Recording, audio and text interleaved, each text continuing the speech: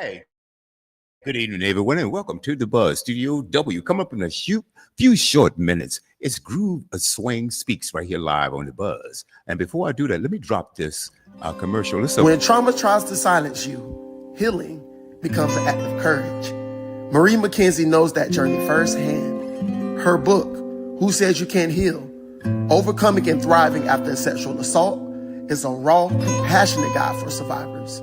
With over 25 years as a nurse and her own story of survival, Marie helps readers find hope, a voice, and strength. If you or someone you love is ready to reclaim life after trauma, this book is for you. Get Who Says You Can't Heal by Marie McKenzie, now available on Amazon. Yes, I would advise that this is a powerful read for survivors. You guys, check it out. Coming up shortly, Groove Swing Speaks live on the Buzz right after this.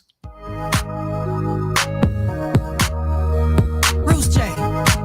These boots are hurting my feet. I know what you're talking about. Me, Teddy, and C. Ross was just talking about it.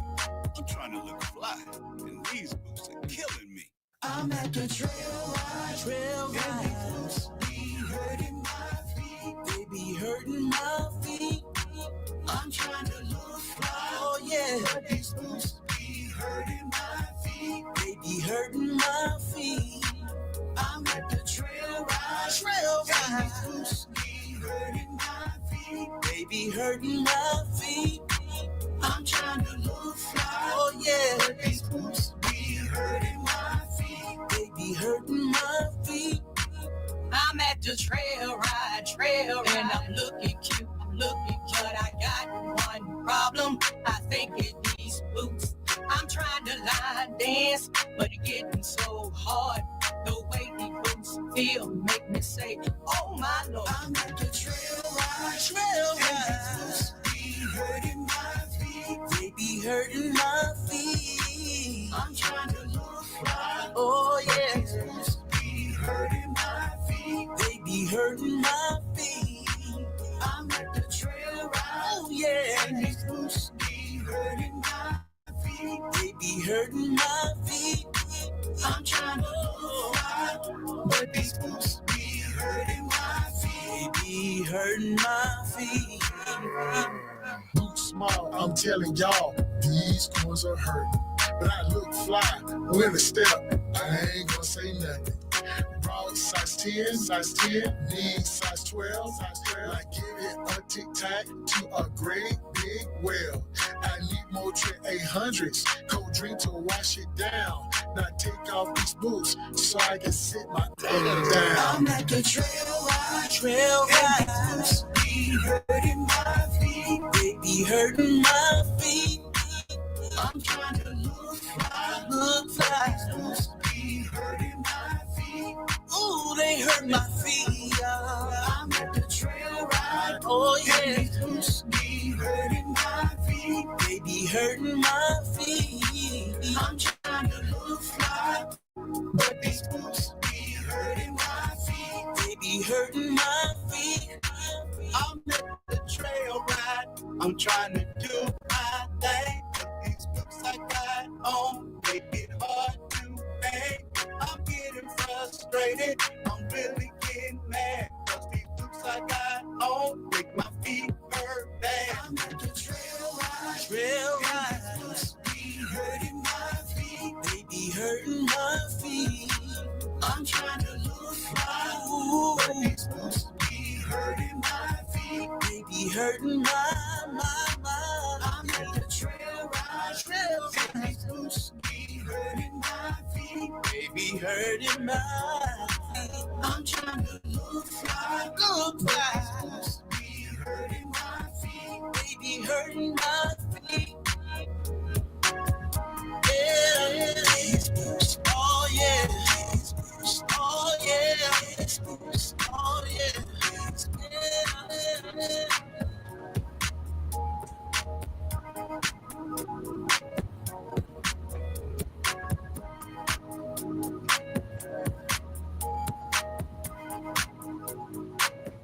All right, I'm at the trail ride. That's Bruce J, the entertainer.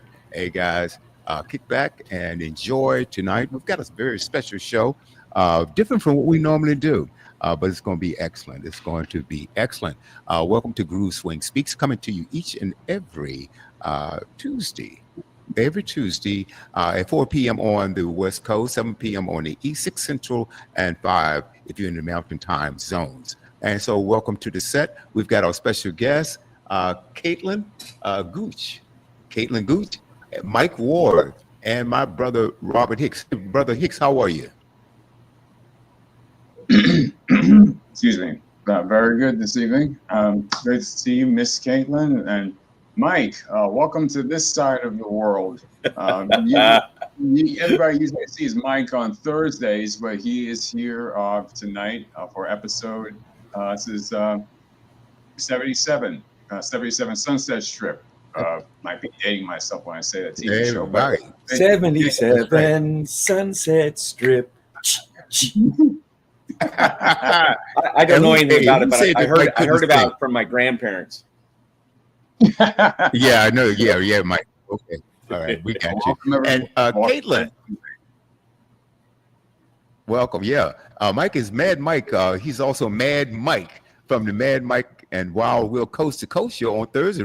That's right. Robert is an avid listener as well. And brother Hicks, thank you so much for your support. And also our guest, Caitlin. Hey, Caitlin, did I pronounce your last name correctly? Gooch? Yes, Gooch. Is that correct? Okay, well, great. Guys, this is going to be a very interesting show. And Caitlin, I invited Mike on along with you because both of you guys love horses. Both of you love horses. And Mike is an expert as well.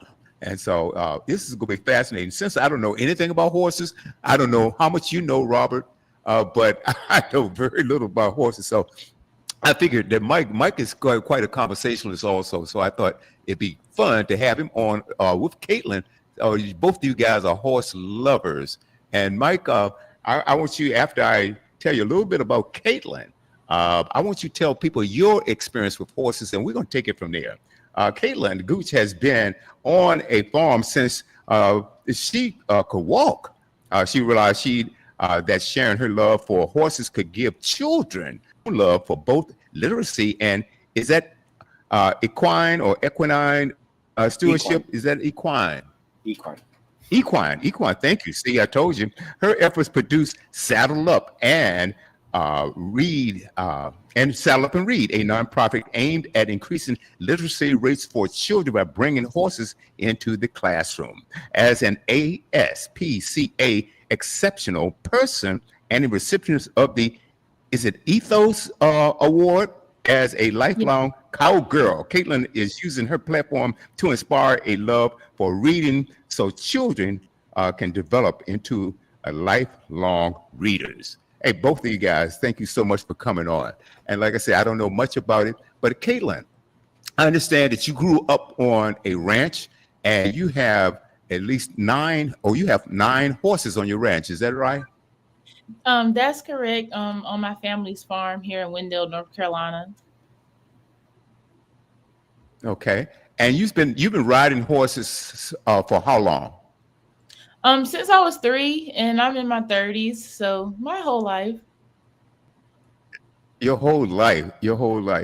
Mike, tell us a little bit about your background in horses. I know I was talking to you about it, and it's a fascinating one. Wow. I'll try to make this short because I've got a lot of experience with equine. I started with the Sheriff's Department here, San Bernardino County Sheriff's Department here in Southern California back in the early 80s. And immediately, as soon as they found out I had horses, they put me on a mounted enforcement team. And I did search and rescue, did crowd control, all kinds of stuff.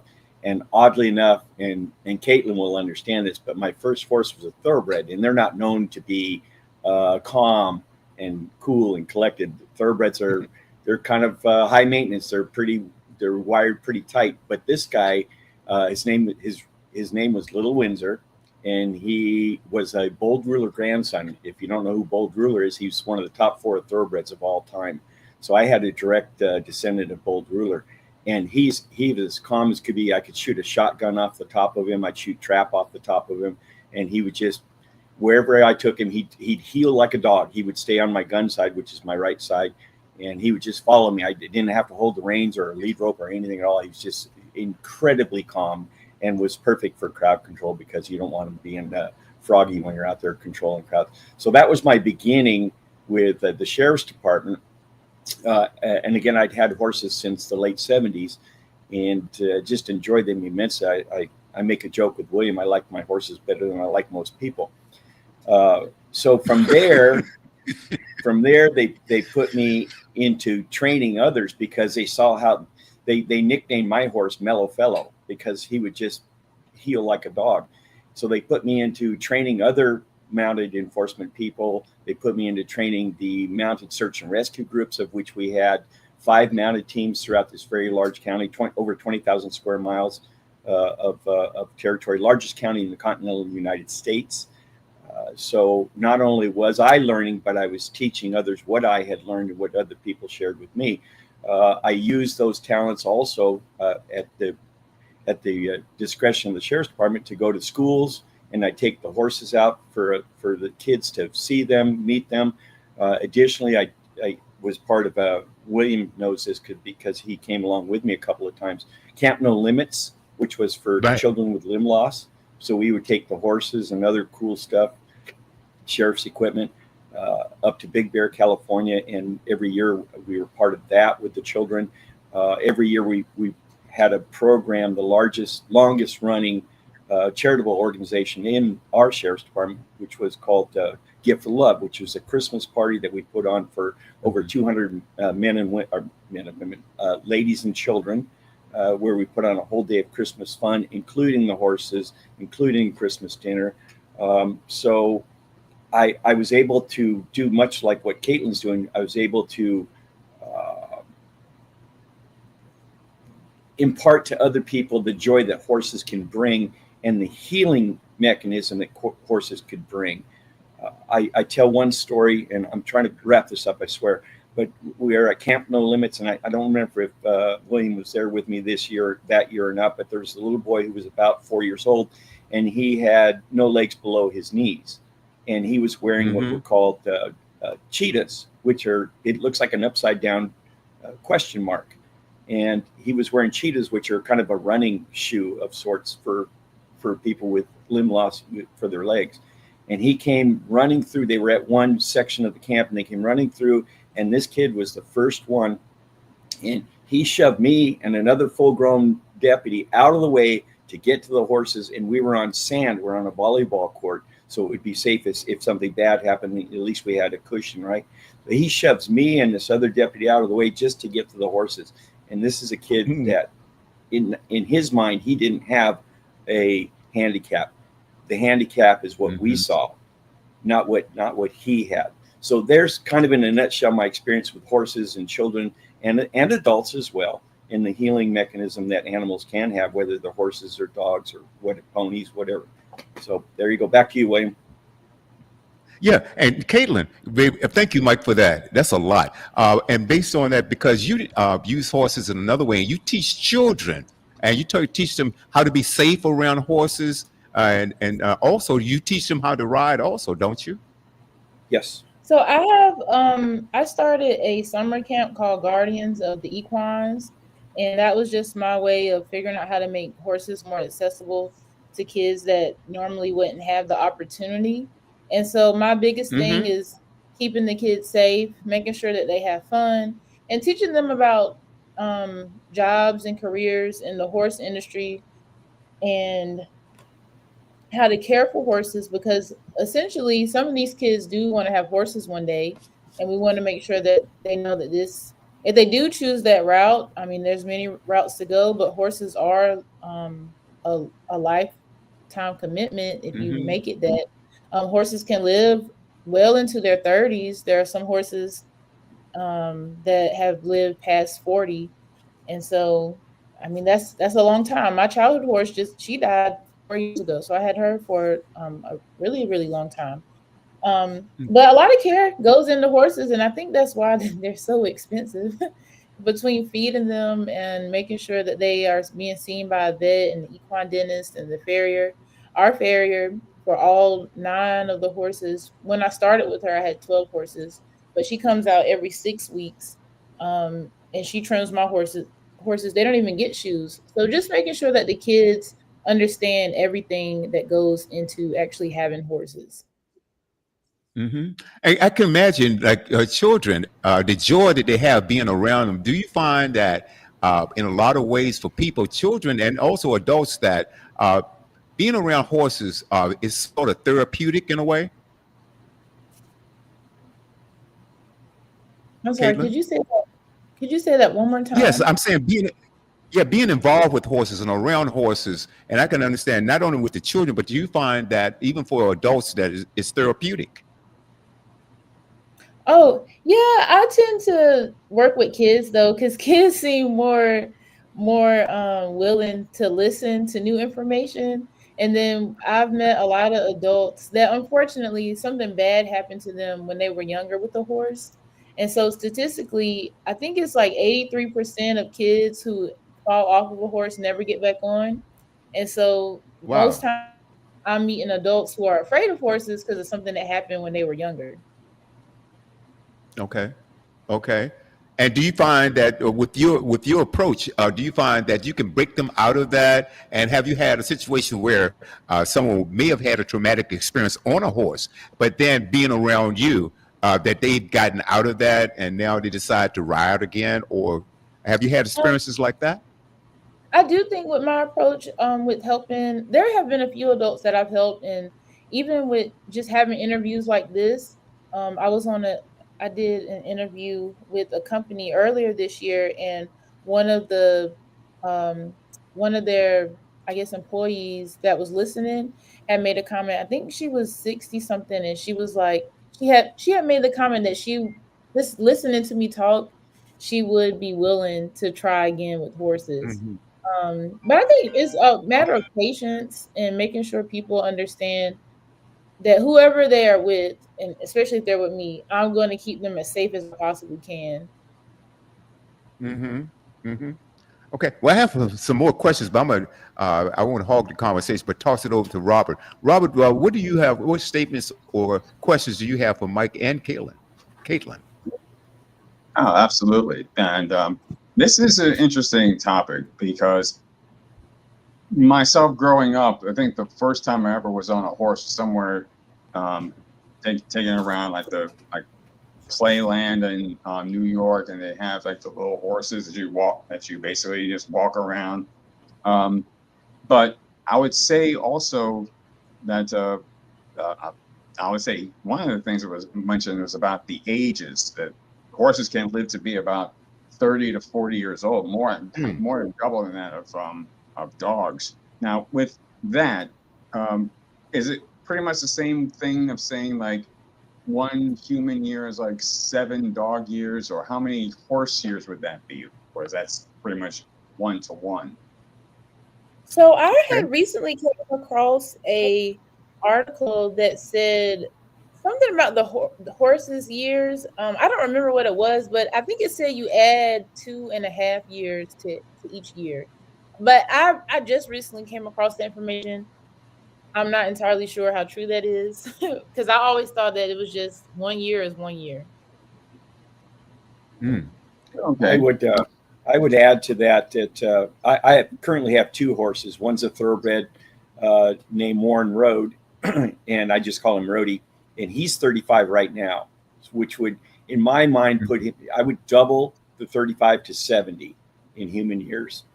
And he's I hate to, here's cliche. He's as healthy as a horse, but he's very healthy. He's very active, and I hope he gets at least another 5 years out of living on this earth and living with me, because my joy every day is going out and messing with them. And let me see if I can make this work. So I have an Appaloosa also. My Appy is his name is Nash, and almost daily he lays down. And Caitlin will tell you that horses don't want anybody near them when they're laying on the ground because they're vulnerable.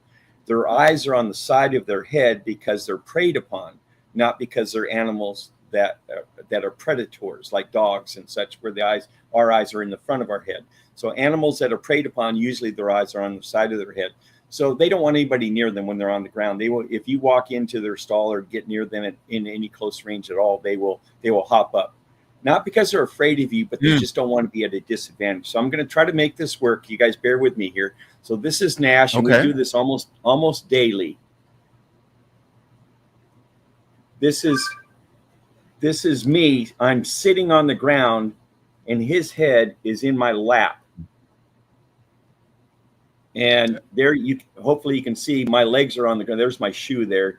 My legs are on the ground, and his head is in my lap. And he's an Arnold Schwarzenegger horse. He's very muscular, very beefy, and he's about let me see, he's about almost 30 at this point. So if you handle them correctly and they really truly trust you, you can do things like that. And I've demonstrated that a number of times to people where he'll just lay in my lap, and it's just wonderful having. And now, what age did you get him, Mike? I got him when he was a have you puppy. had him? I've had him his entire life. He was a puppy when I got him, and he was a foal. And his the lady that owned him she was elderly, and she just couldn't handle something like that, so she gave him to us, and we've just enjoyed him for the last 30 years immensely. And he's, like I said, incredible.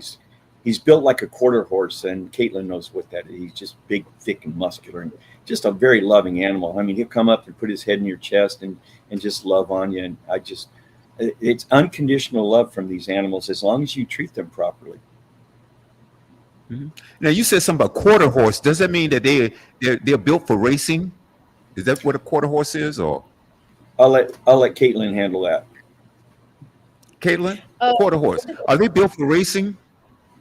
Yeah, typically quarter horses and thoroughbreds are the ones that do the races. The thoroughbreds normally do long distance races, and quarter horses normally shorter races. But the quarter horses are what people call the original cowboy horse. For the most part, they rode quarter horses when they did the cattle drives. And how about in rodeos? Are they used in rodeos as well? In rodeos, so I did a couple of rodeos within the last, I think, 10 years. People normally use quarter horses for rodeos too. My horse that I've been riding for a while now, since 2008, she's a quarter horse and an Arabian cross. And I have two of her babies here. They're older now. But they're all Arabian quarter horse cross. But for the most part, people do typically use quarter horses, or there's some sort of mix. No, this is fascinating. This is really, really fascinating. Tell me this: in your line of work, let's talk about this, because you kind of combine a couple of things. That is teaching about horses to children, and also you have a literacy program and teaching them improving their reading skills. How does that work? And tell us a little bit. And I think both of those foundations are nonprofit. Am I correct about that? Saddle Up and Read is a nonprofit. So with Saddle Up and Read, I really wanted kids to just find a way to fall in love with learning. And I know learning can be boring for some, but I think it takes finding the right book and figuring out what it is that you're interested in reading. And so, honestly, I just opened up the farm. This is how it started. I kind of like opened up the farm on like a pretty day, and I made a Facebook post, and I said, hey, if y'all are around, bring your kids out. We have some books, or you can bring your own book, and your kids can read to the horses. That's kind of how it started. And from then, it kind of structured into more structured programs. So we'll visit the libraries, and we do story time, and schools, and we do story time, or have reading sessions at the farm, and the kids can pick a horse to read to. The horse might be in the barn, or I might have it in the round pen under the arena, because the arena is covered, so if it's hot, that's the best place to go because it's shaded. And a couple of times we've had kids read to the horses in the pasture, but not the horses were on one side and the kids were on the other side, just safety. But even if kids who didn't know how to read, like the younger kids, it was still just grabbing a book and having a book and associating reading with fun because the horses were there. Fascinating, fascinating. Now you have, as a matter of fact, I understand that your dad is a professional horse trainer. I believe he is. He's also a groove robber. Her dad's a groove, and I heard earlier from Rock that He made the right a choice. movie. Said it I'm again. sorry.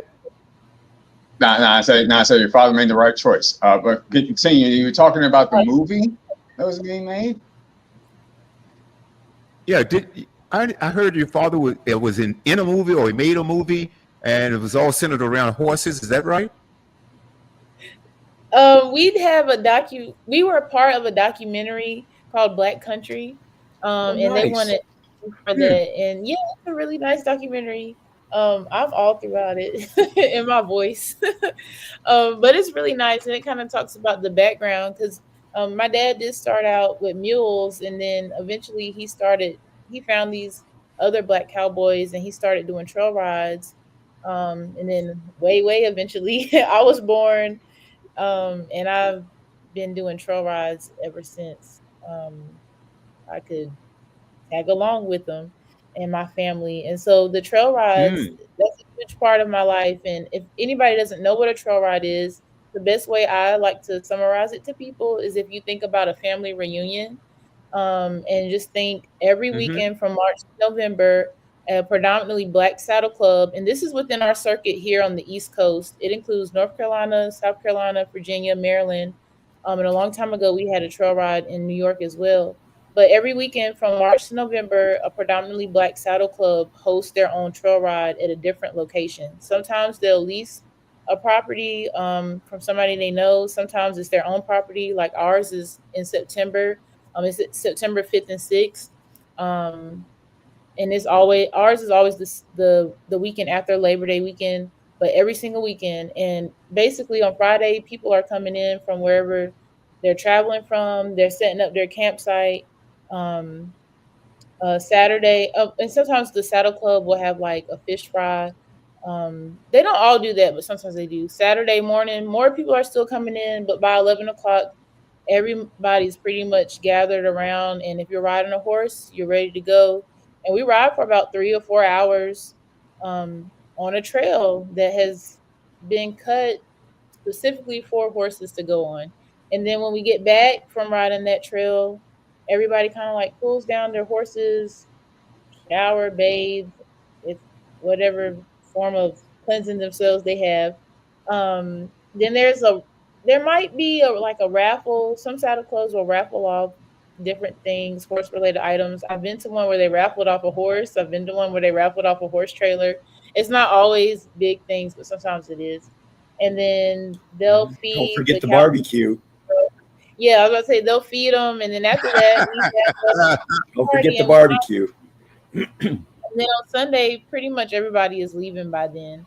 So that is what I grew up doing, and I really love it. Haven't been doing that a lot lately. I've just been really busy. I have 4 girls, and then I have my own horses here, and I have the program. So that's been keeping me busy, but I still love it, and I still support the amazing things the clubs are doing. You know what I find fascinating, and is that I noticed when you and Mike talk about your horses, you guys smile. So I mean, and when I was speaking to you off air, I could hear it in your voice when you started talking about your horse, your passion for your horses, the love of your horses and things of that nature. And so you've been riding all your life, like you said, since 3. So I mean, it's pretty amazing stuff. You know, I've never been on a horse. And so that's why I brought Mike in. I said, wow, I'm going to need help with this conversation because I knew Mike was an expert. And so, hey, Mike, do you have a question for Caitlin or a comment? I don't. Oh gosh, I'm admiring her tenaciousness that she's gone about these things and she's doing the right thing for the right reasons, and she's helping people without expecting anything in return, is my understanding. You're being very benevolent. You're not looking for the money or power, fame, which is what I think drives mankind. You're doing it out of the kindness of your heart, and you're doing it to help others, and don't expect anything in return. I think that's magnificent. That's what I've always tried to do, and I really do appreciate other people that do the same thing. Questions is, how did you? Let me see if I can come up with something good here. What motivated you to begin your first charitable event? Was it something were you driven by family? Were you driven by other people that you saw do the same thing? Or what made you dip your toes into the water and say, I can do this. I can do things that'll make people happy along the way, and teach them about animals, not just horses, but I know you and I are very much into horses, but there's many places, animals, you get retirement homes and they'll bring in dogs and stuff as therapy animals, or hospitals, or for the veterans. I do a lot of work with the veterans. I'm a member of the American Legion, a member of the Moose Lodge, the Elks Lodge, and they are all out there benefiting people that have had traumatic bad things happen to them, in particular the vets. But so why did you dip your toes in, Caitlin? Okay, so I'm trying to find a picture of Man if I could change my background. So I used to be an education coordinator for the Boys and Girls Club in the next town over.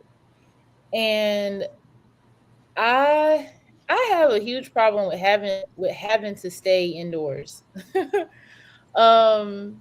I like to be outside, especially if it's like a pretty day. So one of the things that I would do to kind of just keep my sanity and keep me in the building was share stuff about horses with the kids. I would show them my phone and they could see different videos and pictures. And eventually they started to ask me more questions about horses. And eventually the kids would be drawing like a diagram of a horse and writing the different parts of a horse. So this all started from that job, because the next thing that happened was the kids, it was my job to help them with homework. And I noticed for like maybe a couple of weeks, they had these spelling tests that they had to do and they were not passing them. And it's like 3-letter and 4-letter words, and they're in elementary school. And I know that they're learning, but they did not want to do that homework. They didn't want to have quiet time to read. They wanted to do their own thing. So I kind of was like, okay, well, if y'all do this, then maybe your parents can bring you to the farm. So it kind of started like that. And then it just grew from there. And it was just something that was on my heart and in my heart. I wish I could remember every single detail of everything that happened before I was an education coordinator. But I do remember just working with kids and wanting them to really not have such negative feelings about having to do homework and reading. So in other words, you would bribe them, huh? Yeah, pretty much bribing them to do their work. She motivated them. She didn't bribe them. She motivated them. You remind me of a story with my son when he was of age where he come home from school by himself when he was a latchkey kid. All the neighbors looked after everyone out here where I live. I live on a dead end road out in the hills, hidden in the hills of Redlands, I'd like to call it. And my son would come home, and then one of us, my wife or I, would come home, and where would we find him? We would find him in one of the stalls with Nash, the one I showed you the picture of, and he was laying in Nash's neck doing his homework. That's where he did his homework. He would sit with the horse, lay in the crook of his neck, and do his homework. And he would do that for like an hour, and they both just loved each other, and the very fond memories. I wish I had a picture. I should have back then taken pictures of him laying with Nash, but we didn't have all these fancy phones and stuff back then. He's like, let me see, I think he's 39 now. So, I mean, it was a long time ago before we had all these smartphones and beautiful pictures and such. But yeah, again, they can be a great motivator. it motivated him to do his homework. That's all good. Right. It made it so it wasn't so boring and so laborious where you got to sit down at the desk and do your homework. No, he'd go give Nash some love, and Nash would love on him, and he'd do his homework out there. I think it was great. That's pretty cool. That's pretty cool. And this is for both of you guys. People used to say, "Oh, that cat is dumb as a donkey, or dumb as a mule," but nobody ever says that you're dumb as a horse. Let's talk about how intelligent those animals are, because it seems like they are pretty intelligent. What do you have to say about that, Caitlin, and then you, Mike? Could you Caitlin? repeat that one more time? On my end, Yeah, it's I very understand. I understand you complicated. have a little problem there. No, I'm talking about the intelligence of a horse. Like I said, nobody ever calls anybody. You might say somebody that's stupid. You might say you're about as dumb as a donkey or dumb as a mule, but you never hear anybody say, "Hey, you're dumb as a horse." And I find that horses seem like to me they're very intelligent animals. What do you guys have to say about that? I think I have a mule, and my mule is pretty smart because she knows Mules how are to, very smart. Are they? she knows how to get out Oh, of her pasture, which is why she ended up in South Boston, Virginia, in a pasture she can't get out of. But horses are they're really smart and they're really intelligent, and I think that for me and to me, my opinion, horses are more spiritual to me than other animals, and it's kind of like they can sense so much. They can sense your energy before you even get close to them. And I think that's one of the things that makes horses more special than other animals. And I don't know, it's just okay. something about horses. But horses are smart. They are very intelligent. You can teach a horse to do just about anything as long as, they're willing and as long as you can be patient. Mm-hmm. Okay. Mike, what do you have to say Mike, about that? my take on horses. Well, first of all, I'm going to back up Caitlin. Mules are extremely intelligent. I think mules are more intelligent than horses, if I had to pick one or the other. But yeah, they're very intelligent. Now, the horse that I showed you, Nash, my Appaloosa, he's and Caitlin will laugh at this, but he's a Houdini horse. He knows how to unlatch his gate and get out and walk around. So we have to double lock his gate because he knows how to. That little latch that I have trouble working, he can work it with his mouth and get out. So we have to double lock him in. And as far as horses' intelligence, they're really bright and really stupid at the same time. Horses will eat themselves to death if you let them. They will. Mules won't. Mules know when to stop eating, but horses are dumb enough that you have to kind of meter their food so that they don't colic and tie up and end up dying from being colicked.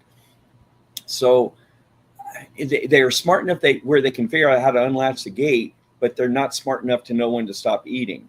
And there's other examples I can give you, but horses, again, they run this fine line between being really peaky in certain areas. They're very intelligent, and in other areas they're walk into a brick wall. It's hard to figure out.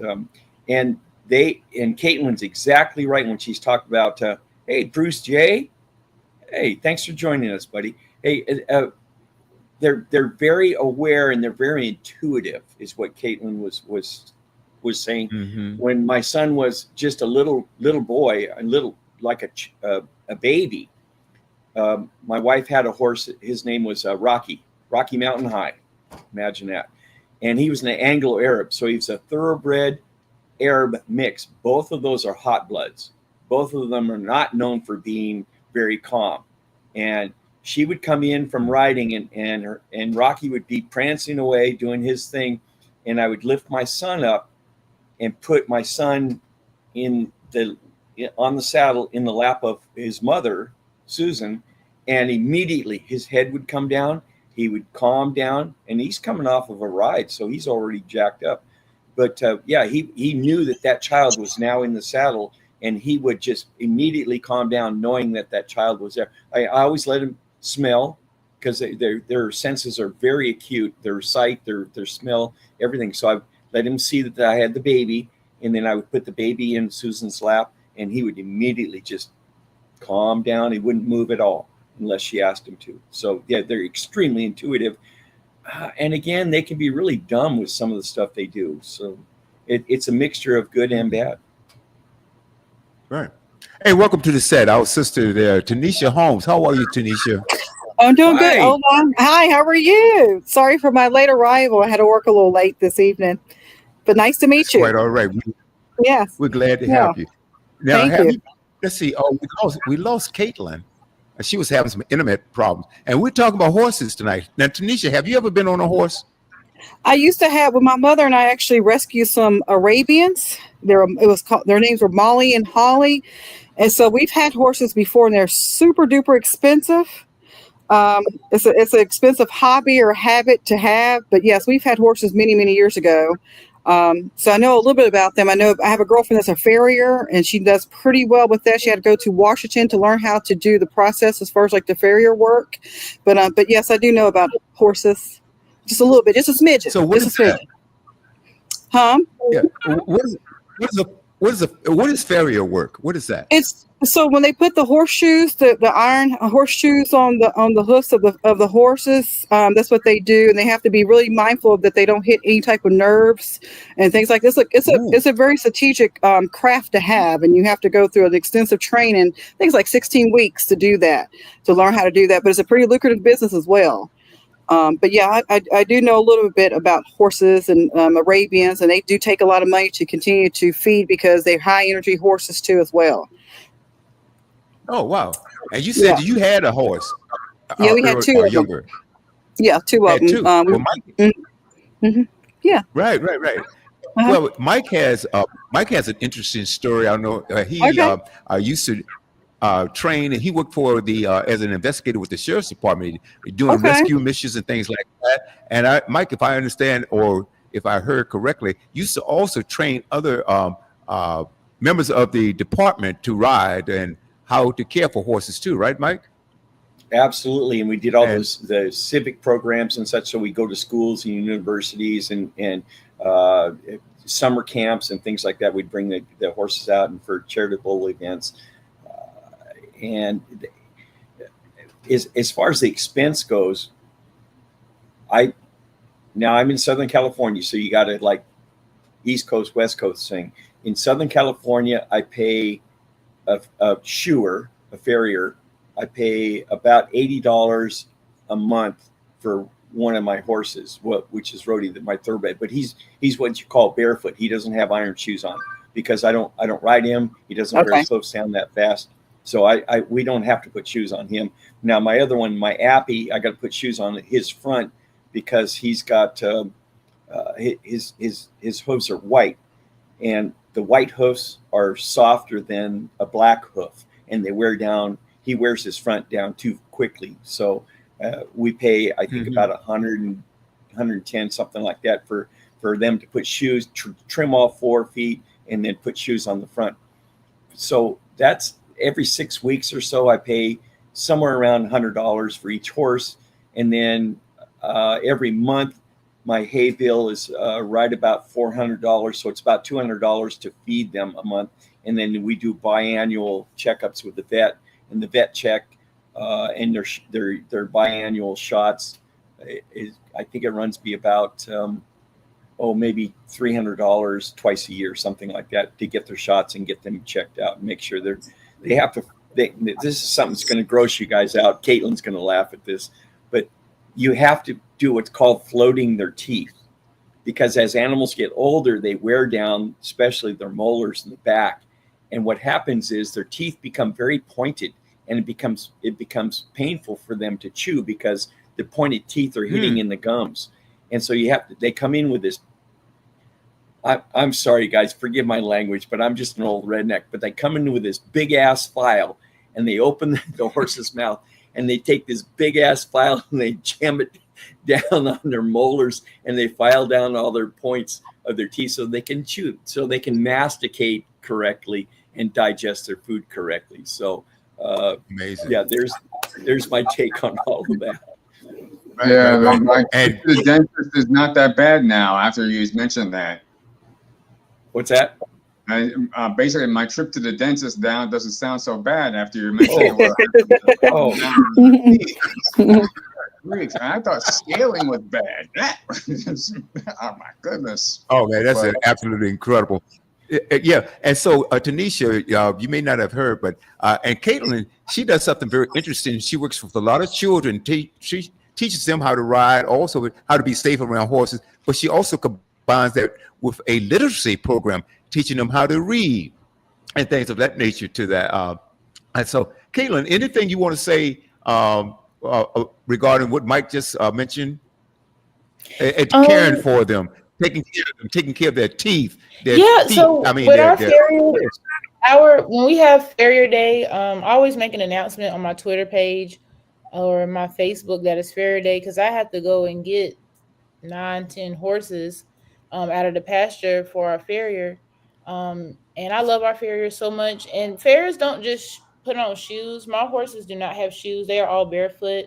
But their overall job is to make sure that the horse is balanced with whatever conformation it has, meaning how its legs and its hooves are set up. Because horses' hooves are meant to go at an angle. And their job is super important because no foot, no horse. You do not have a solid horse unless they have solid feet. And so I love our farrier, and I'm not going to say how much our farrier charges me because she loves me, but I'm so thankful for her expertise. And I'm thankful that when I ask her if other kids, like some of my students, can come out and watch her, she's like, yes. So this last farrier day, I didn't do all of my horses at one time. We kind of split it up this time. But the kids helped me get 6 horses, and they were able to watch her trim the horses' feet. And they asked her a lot of amazing questions. And the same with the equine dentist. I love my equine dentist. I will share that price because she charges everybody the same price. But it used to be $150 per horse. Then it moved up to $175, and now it's $200 per horse. And you have to go to her now. She used to come to the farm, but she moved her practice a little ways away. And so, like he was saying about the horses, that's where that saying "you get long in the tooth" comes from. Because as horses get older, their teeth come down, and they appear to be longer. And so, horses can get to a point where they have nothing left, and then you have to feed them wet food and mash and stuff like that. But the care, and then grooming horses, brushing them is really important because that's how you figure out if they have any bruises or cuts that you might not have noticed before, or any knots or bumps and stuff like that. It's just so many different things that goes into it, even with bathing horses and making sure that they're clean or at least hosed off when it's hot outside, and you are able to cool horses off by one, giving them access to shade, and two, just hosing down like their legs. That's the fastest way to cool down a horse. But there are many different aspects of it, and through our summer camp, because it's only a week long, we just try to push as much of the important stuff that we can, and we try to push that we're always learning about horses. There's no one who knows everything about horses. There's always something to learn. Right now, I'm interning at a ranch that's 50 minutes away called Cavietta Cattle, and they are so amazing, and I'm learning something every time I go there. I was just there yesterday and last week and the week before that, and I really enjoy my time there. But I tell the kids all the time, you will never stop learning about horses and always ask questions. Even if it's a professional, you can still question the professional and ask them why are they doing the things that they're doing. Because with horses, there are some things that are regulated and then there's some things that aren't. But a lot of stuff with horses, you definitely learn from experience. I don't think you can learn everything.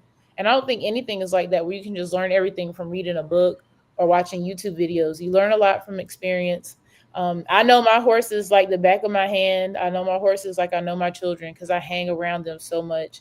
I can sometimes predict what they will do, and horses are not predictable, but they do follow patterns. And that is why in doing stuff with horses, if you ever take a step back, and I'll give an example, like riding, for for example, sometimes horses get used to patterns. If you're doing the same pattern and the same routine, the horses, I used to say that they could tell time, but it's not that they could tell time. If you feed them at 6 o'clock every day, around 6 o'clock, they'll be Mm-hmm. waiting for 8. So they get used to these patterns and stuff like that. And then with me, because I grew up here and I also live here, it's just a lot of fun just to hang around them and just see the stuff that they do. And one of my horses that has so much personality, his name is Ardent. Um, I post a lot about him on my Instagram page, and my Instagram is the Black Cowgirl, and people love him so much. He would get out of one of the pastures a lot, and I would be talking to him, and you could just see, without him even saying any words, you could tell that he understood what I was talking about. His full name is Ardent Jeremiah Gooch, and one time I was calling his name and calling him, did not turn around. Then I said his entire name, and he turned around. So it's stuff like that. And I raised that horse. He just turned 12 in March, and I love him so much. My horses know my car. If I go out there and call them, they'll come Wow. running down. And all that stuff. But it's so much that goes into horses beyond care, beyond riding, and that's something else that I do my best to instill into the kids that I'm around, and even adults. But like I said, adults don't listen. But horses are way more than riding, because anything could happen. A horse could get hurt, and now you have no horse to ride for however long it needs to recover. So I do try to stress that horses are not just animals that we can ride. Yeah, that's fun, but that's like a small part of it. This is amazing. Tanisha? One other thing I was going to tell you all about too.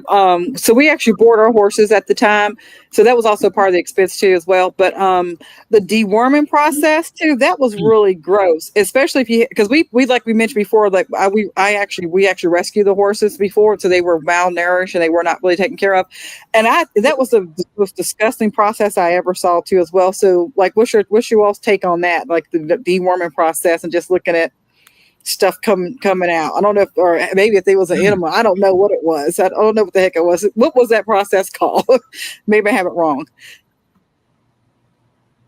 No, it's called worming the horse. And what happens is horses pretty much all the time they have worms in their system. And that's why you have to keep them on a regular schedule of deworming.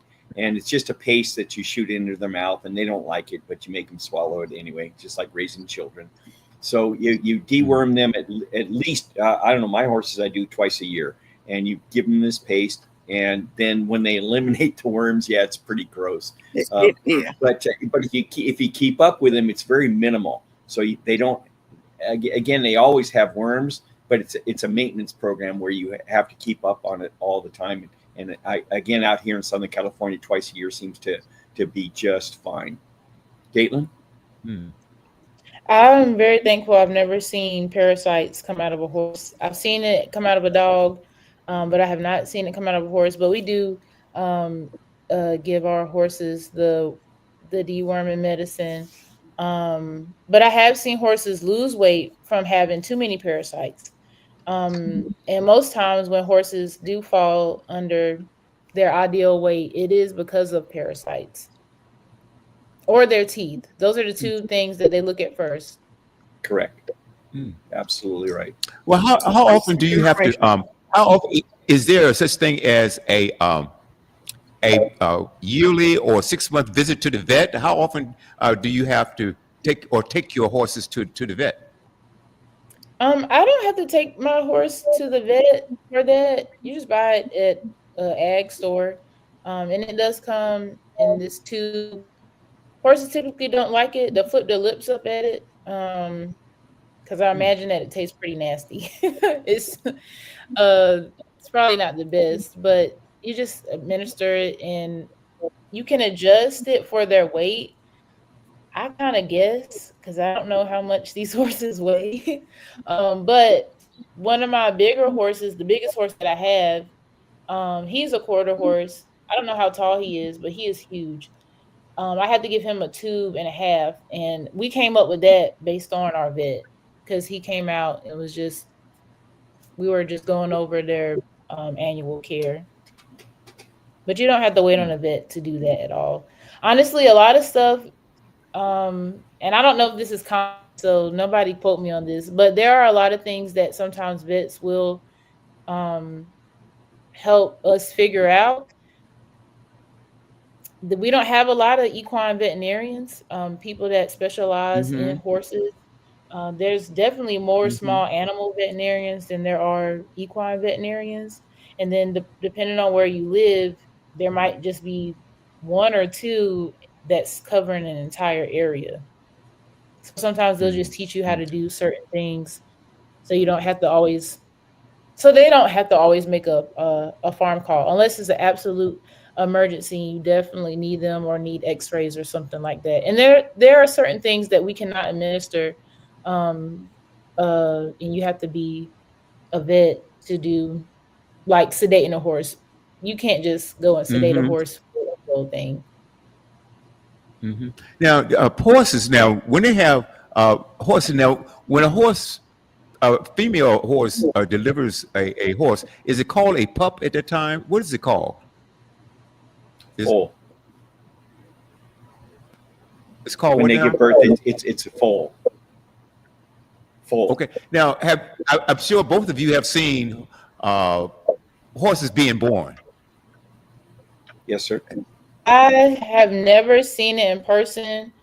I've always gotten there, like had to have been just a few minutes late. I've yet to see it in person for myself with my own two eyes. Oh wow, wow, wow, wow! This is absolutely incredible, absolutely incredible. Let me ask you, Caitlin, what questions, and you too, Mike, what questions that we haven't asked you that you want to tell the audience about your experience with horses, you educating your children, or what would you like? Was it something that we haven't asked that you want to share with the audience? Let's start with you, Caitlin. I'm sure. I'm sure I'll think of something after I leave, and I do need to leave shortly because my horses are waiting on me to feed them. um, Something I guess everybody could take away with is right now there's an influx of people who are interested in horses in general and country living. You have Beyonce, you have line dances going viral every other day. Uh, Beyonce with the Cowboy Carter tour. You have the Compton Cowboys who are making really big moves within media, and the couple of movies that have came out in the last, I think, 5 years. So a lot of people have their eyes on people with horses, and I just want everyone to remember that the people that started with horses and are doing what they can to keep their barn doors open, make sure you support them and please be patient with them. Not everybody has a full staff. Um, some of these people were probably close to giving up, and they saw this tick and people interested in horses and Western culture, specifically with Black cowboys and cowgirls, and even just the entire aesthetic of Western life. So be patient with those people. Make sure you support those people, and please understand that not everybody is going to be open to people riding their horses. These are, their pride and joy, and there are some nice facilities out there where people do allow folks to ride, but not everybody is open to that. I think it would be interesting to hear from some of those farms who are receiving more and more inquiries about either riding or even learning about horses, because I think a lot of times people's first thought goes to riding, but there's just so Mm-hmm. much more that goes into this, and that's why I start where I start with the kids, just so if they're reading, they don't have to ride in order to read. And I don't have to say that if you read, you'll ride. It's more about the experience overall with horses. Um, yeah, so that is definitely what would be my takeaway. Okay. And Yes, now, and Rob, no, go on, Mike or Robert. I think Robert. yes, yeah. So I was just with the topics and everything because it actually opened up my eyes to understanding information about horses and from being from the city where the only thing you saw about horses was the Yonkers Raceway aqueduct or off-track betting, or if you didn't hear about some of the horse racing, you didn't really know about horses unless you actually traveled out to the countryside area. But definitely thank you for that. And how can people get in contact with you, Caitlin? My Facebook is Caitlin Ann Gooch, and then on Instagram, The Black Cowgirl.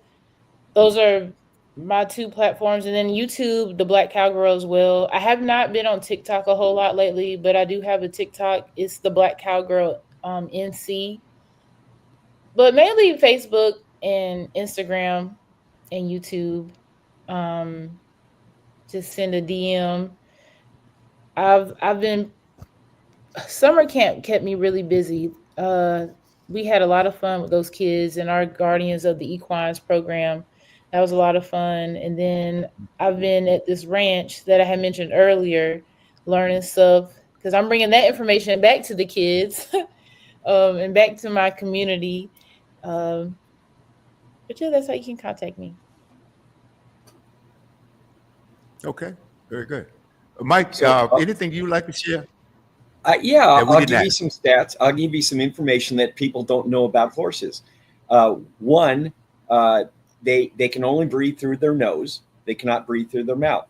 And what happens is if they get bit in the nose, because they're very curious animals, they put their nose down to see what they're looking at, and it's a rattlesnake. They get bit in the nose. Well, the tissue around that nose swells up, so they can't breathe.